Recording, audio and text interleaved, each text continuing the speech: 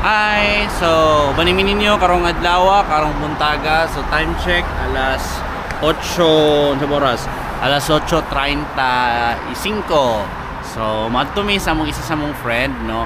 Naila na mo ni siya sa Facebook and pag-search na mo sa iyang location kay Dole Ramanday kay iyang location. So, it's about 700 meters away. So, Bisaya sab ni siya, taga Cebu. And tara, first time na mo mag-meet kay sa Facebook kami nag-ila. Let's go, banimin ninyo. Tod nga pag human ako kay full lagi dayon nga bugnaw na kayo na ako ang ginahimo. Hi. Hello, ma'am. Formadri oy. Nice kayo. Amo rin yun ya? Hindi, ano kami, puro mga Pilipino.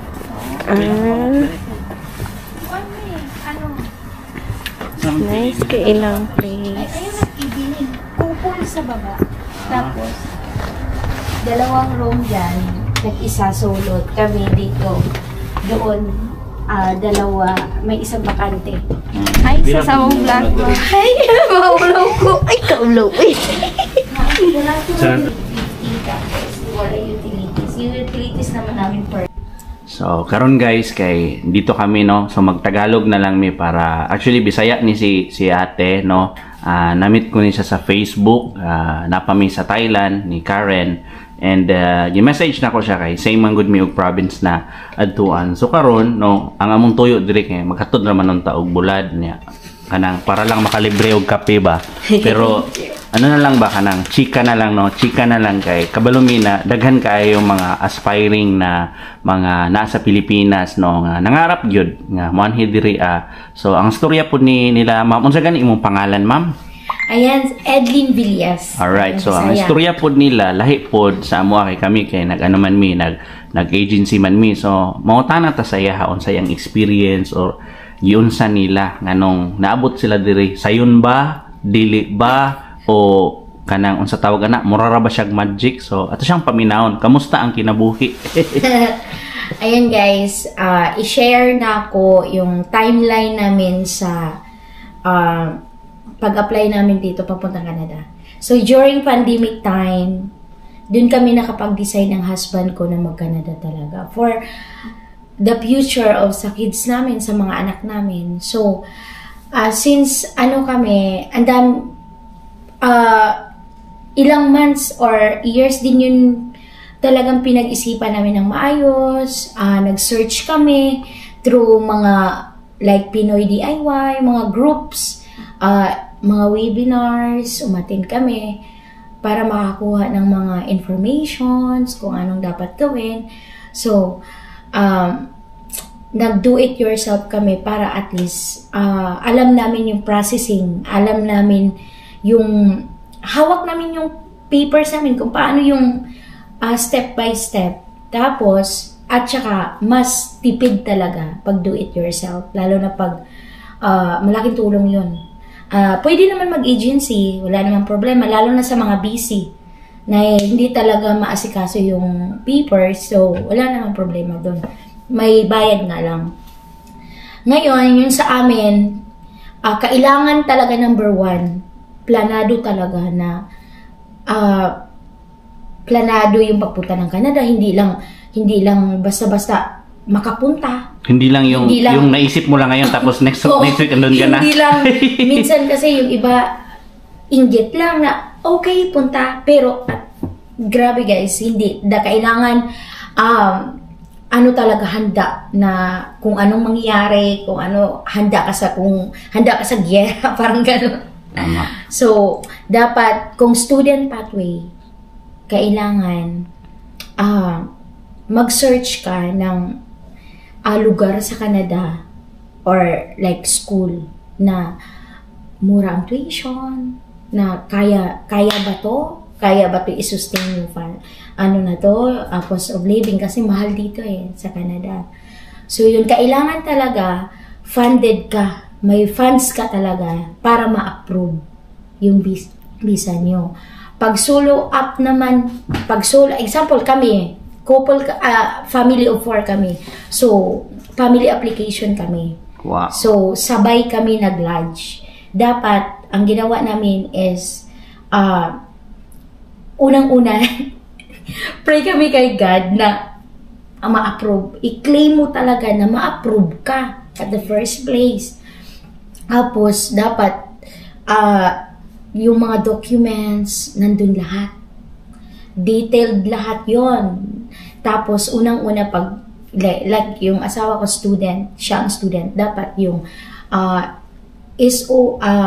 SOP niya, student, ano yan? Study plan. Yung plan niya is dapat, grabe, dapat ma-convince mo yung visa, dapat sincere yung pagkagawa, kung ano yung intention mo talaga sa Canada, na mag-aral ka. And then, kailangan mo lang talaga ma-defend doon na mag-aral ka dito and then babalik ka ng Pinas. Doon talaga. Yung dalawa na yun, ma-i-defend mo yun doon. Tapos, additional yung funded ka nga na may pera ka talaga na pang tustos dito sa Canada. Tapos yun lang, kailangan talaga nandun. Pag lahat yun kompletong docs, walang problema sa processing, mabilis lang talaga. Basta nandun lahat, naka-support mga documents. So yun, grabe yung ano siya, para siyang, ang tawag dito? Stress talaga. Parang ano ka ba? Pero alam mo yun, pag na-approve ka, grabe. Worth it lahat yung anxiety, lahat ng pagod, lahat ng stress, halo-halo, mixed emotion. Iiyak ka sa tuwa. Hindi ako makapaniwala, sis. Umiyak ako na parang lutang ako as in, na parang, my God, ang bilis kasi nag-lodge kami January 12. And then na-approve kami February 17. Oh, wow. Ang bilis nung pangyari. Ang ano namin, ang pinaghuhugutan namin yung Quiapo, Baclaran, lahat nag-pray kami na Lord, ibigay mo naman sa amin to kasi yun yung pangarap namin para sa mga bata. So, worth it lahat ng kaya sa lahat ng mga aspiring na pumunta ng Canada, guys, Canada is the best for me. Canada, ang ganda ng Canada talaga. Basta maniwala lang kayo kung ano yung gusto nyo, ano nyo talaga, kasi nothing is possible, nandiyan naman si God. So lahat talaga, tapos prayers. Kaya yun, andito na kami sa Canada and thankful kami kasi ang dami namin na-meet dito ng mga kapwa Pinoy na sobrang, alam yun, mabait. Tapos, dito kasi, tulong-tulungan din dito. So, sabi nila nasa Canada daw or nasa ibang bansa yung tunay na bayanihan. Diba? Exactly. Daming mga Pinoy pag dumating dito. Katulad kami. Ang daming nagbibigay ng mga damit, nagbibigay ng mga groceries. So, tapos may mga church din na, alam mo yun, iniinvitahan kayo para mag-join, para at least, lalo na sa mga solo applicant, para hindi kayo ma-stress. Kailangan talaga kayo, may community. May community para at least hindi kayo kaya yun, dapat pag pupunta kayong Canada, guys, dapat buo ang inyong loob. Matapang talaga kasi kailangan investment to investment, katulad namin, investment talaga kasi as in inano mo pag pumunta ka dito sa Canada, back to zero kasi parang pag pumunta dito, hindi agad-agad na okay, hayayang buhay. Dadaan ka sa process na step by step hanggang pagka how many years maramdaman mo na worth it lahat. Kaya yun, guys. Pumunta na kayo ng Canada and huwag niyong kalimutan mag-subscribe sa kanyang mga followers kasi magagaling na YouTubers to, guys.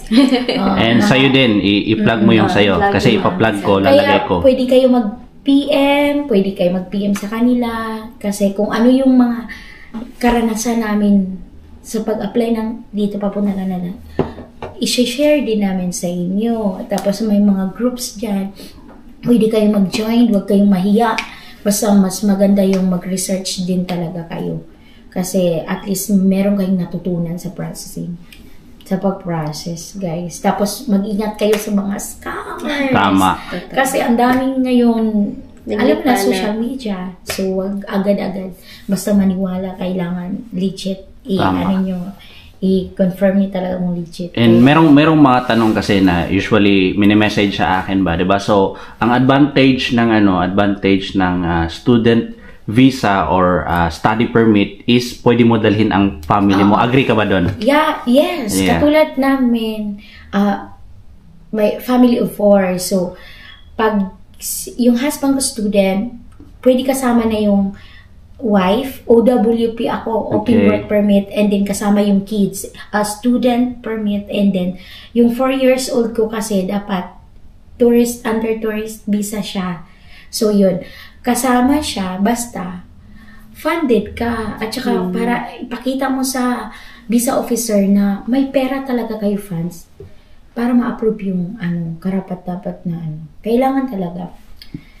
Kasi once, funded ka, ayun, wala namang, tapos yung documents mo, andun lahat. Walang problema, hindi ka ma-refuse pag nandun.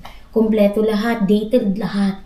Walang pag-alinlangan yung visa na saan to galing yung pera na to. So, hindi, advice ko din sa iba is, as based on our experience, is kailangan, pag nag-submit kayo ng bank, like some funds na, kailangan hindi lang bulk deposit. Hindi lang ibig sabihin na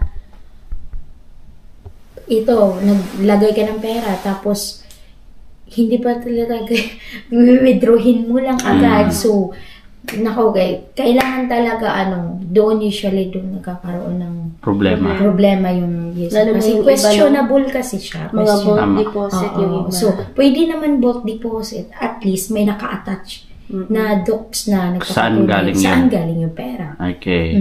Ganun. Tama. Pero dapat matibay din yung cash flow. Yung cash flow. Kasi, usually ganun.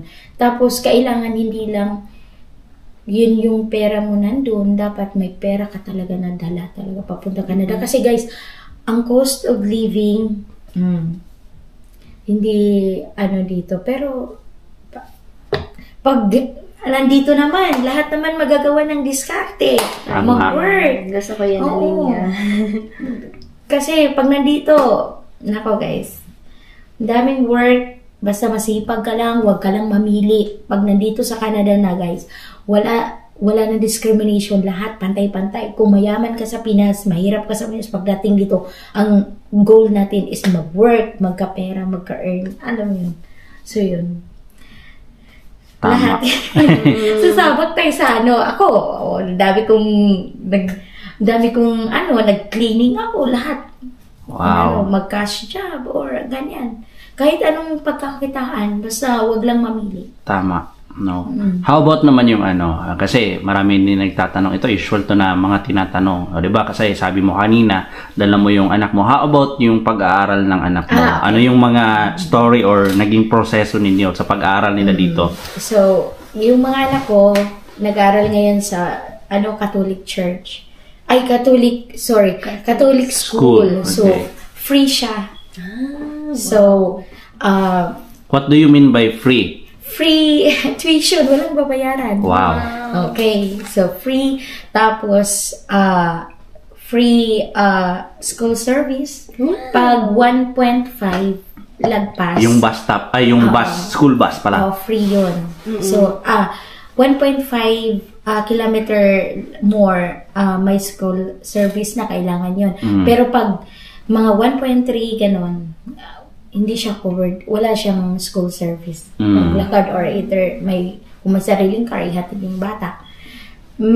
Sa Catholic school, based sa experience sa mga anak ko, mga yung mga minimal lang na binabayad, like mag-order ka ng, kunwari, school planner, yung mga ID, pero sa tuition free. So, legit? Legit siya, tapos, ito na-amaze ako dahil wala akong binili kahit ball pen, pencil, papel, wala. Wow. As in, ng school. Tapos ito pa, based sa Pilipinas kasi, stressful. Sobrang stress yung anak ko. Kasi nga, sa daming assignment, dito guys, wala. Yung mga bata, pag dumating sa bahay, wala silang gagawing assignments. Wala as in, parang enjoyable yung schooling nila. And then, may time pa sila may routine sila everyday na may time sila mag-play outdoor. Yun ang gusto ng mga kids ko. Na-amaze sila sa daming playgrounds, ang daming ano dito, ang daming, alam mo yun? Grabe, nag-enjoy yung anak. Nag-enjoy yung mga kids ko. And then, walang pag-Catholic school, iwan ko lang sa iba, pero sa mga kids ko, walang uniform. So, kung ano lang. So, walang uniform siya. So, yun. Tapos, maganda talaga dito, free. Pwede naman either option ng magulang kung public or Catholic. Pero sa amin kasi sa Catholic. Catholic sa mga anak ko. How about naman sa food? May libre silang food? Ito, sa pagkain, kailangan walang free. Pinapabaon ko yung sa anak ko. May kanin. Hilig sila mag-rice. So, dapat merong pang lunch, merong pang merienda, pang snack. Kasi, katulad ng anak ko, ang pasok niya is parang 9:30 ata. Parang 9:30. Tapos 3:30 yung out. Parang gano'n. So yun. Dapat may magulang. Example, may school service katulad namin. Dapat pag-drop off and pag-pick up doon sa area kung saan yung ng location ng bus stop, kailangan nandun yung magulang. Or kung pwede kang maglagay ng parang form na kunwari ikaw. So, inauthorize kitang, if ever wala yung parents, ikaw ang magsundo. So, meron ganun. Pwede. Okay, so legit talaga yung mga napapanood na ririnig natin dati kasi dati nangangarap tayo nasa Pilipinas. So ngayon, na-experience na ni Ma'am Edeline dito kasama ang kanyang pamilya at saka sa kanyang mga anak. So yun guys, maraming salamat Ma'am Edeline sa pakape at pagtanggap mo dito sa amin sa bahay mo, sa munting tahanan mo, and we pray for your success, na maging success ka dito kasama yung buong pamilya mo, especially tayong lahat dito sa Canada na nangangarap. So once again, sa mga nanonood natin dyan, i-follow nyo, ipa-plug ko, lalagay ko yung Facebook account para i-follow nyo din si Ma'am Edeline, and to God be the glory and God bless. Bye bye. Thank you for watching.